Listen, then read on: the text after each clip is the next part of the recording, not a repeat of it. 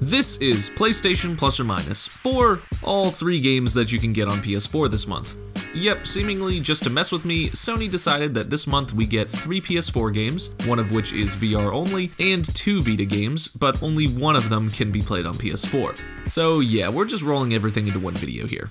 This month, if you're like me and you only have a PS4, the games available to you are Worms Battlegrounds, Dungeon Punks, and Bound. Until Dawn Rush of Blood is VR only, and Broken Sword 5 is Vita only. Let's start off with Worms Battlegrounds.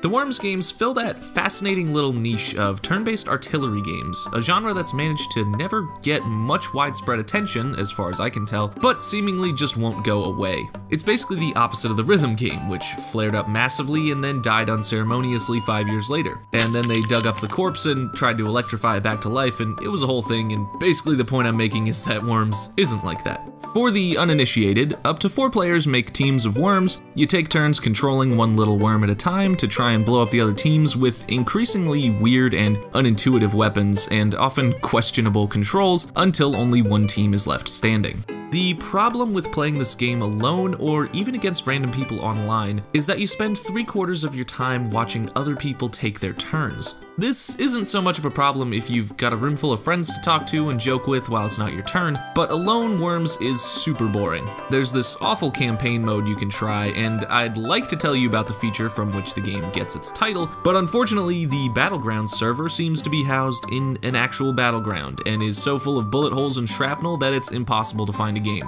Even just getting a quick online match started was like pulling teeth. No one ever readied up, and for some reason I would hit ready, look at my phone and wait, and then look back up to see that the game had decided I was no longer ready. What I'm clumsily getting at here is this. Worms Battlegrounds and pretty much every other Worms game is an absolutely boring experience alone. With friends, however, it becomes one hell of a good time. Stories will unfold of friendship, alliances, betrayal, death, fear, and giving all your worms stupid hats and names. Watch the achievement hunters play a Worms game, and then you'll pretty much know everything you need to know about Worms. Worms alone gets a minus, but with friends it gets a plus. So I guess overall, it depends? Next up is Dungeon Punks. So if you ever played Castle Crashers and you thought, you know, this game just needs way worse controls, way less appealing visuals, and a massive dump trucking shitload of pointless ass numbers, then go ahead and download Dungeon Punks, because that's exactly what it is. Otherwise, stay very far away. Do not play this game. Don't even look at this game. It calls itself a tag team brawler RPG, which is a roundabout way of saying that it's a beat 'em up with extra numbers. Just look at this menu screen. Where do I even begin?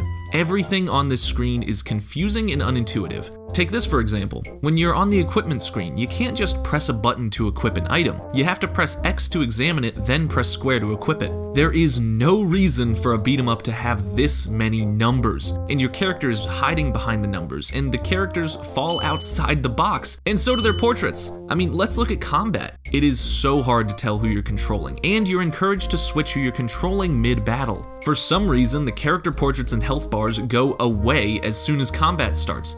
Why? Come back! I need you! Gah! There's so many items to pick up and so many things on the screen at once. The controls are super stiff and you can't use the D-pad and the control stick to move. You have to pick one or the other. When I play these games, I like to use the stick for general movement and then switch to the D-pad for combat when I need to be more precise. But here, nope. I could go on, but I think you get the picture. Don't waste your time with Dungeon Punks. Hard minus. And finally, we're going to talk about Bound. Bound is an art game through and through, and while it deserves praise for its visuals and ideas, the gameplay leaves a lot to be desired. Alright, so in Bound, you play as a pregnant woman. Or maybe you're her kid, or maybe you're a younger version of her, or maybe you're something she dreamed about when she was younger. I really don't know, and I really don't think it's all that important. As you pick pages out of this lady's diary, you're transported to an abstract world of moving shapes where you play as the princess, fighting off twisted dark shapes that represent, I think, some sort of childhood event. As far as I can tell, this is a game about dance, and specifically how it can help a person overcome the difficulties of life. This stuff is all well and good, but I think some further exploration of the actual gameplay mechanics could have made this theme resonate a little more with someone like me who has very little connection to dance or to a difficult childhood. Bound is very appealing to look at and think about, and very dull to play. I get the idea of dancing to protect yourself from the game's hostile forces, but in practice this just means that you have to stop progress every now and then to hold R2 for a few seconds to dance away the bad feelings. The motion capture is beautiful and all of your movements flow together wonderfully, but it's all in service of very shallow gameplay. A dance system where you have to actually use different styles or chain moves together in interesting ways could have made dancing a lot more fun. Instead, it just kinda looks nice. There's a point early on where the game introduces wall jumping, and I got legit excited because I love that shit. But I kept waiting for the movement system to develop or introduce new challenges, but it just didn't. Bound does have VR support, and this is one game that makes me really wish PSVR wasn't so damn expensive. Some of this stuff looks downright exhilarating in VR, but again, on a regular TV, it just looks kinda nice. So I'm gonna have a hard time deciding on plus or minus for Bound. On the one hand, the game is beautiful and full of a lot of really cool ideas. On the other hand, Bound is not all that interesting to actually play, and I feel like it could have delivered on some of those cool ideas a lot better if the gameplay was a little more connected to the story. Overall, I think I'll give Bound a very tentative plus. Well, that'll do it for this month's PS Plus games. Not the strongest month, especially after last month, which was the best on record. This one's a lot more mixed. We've got a hard minus and then two sort of tentative pluses.